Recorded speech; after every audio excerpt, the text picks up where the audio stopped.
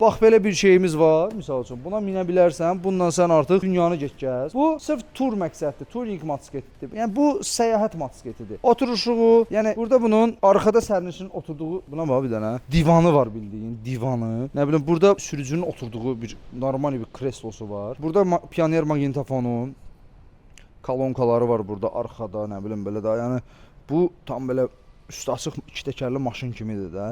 Harley Davidson'dur bu da. Burada kolonkalar zadı qoşursan, mahnını xod duyursan, arxaya sərnişini götürürsən, ondan sonra rota belirleniyor və go. Gedirsən gəzməyə.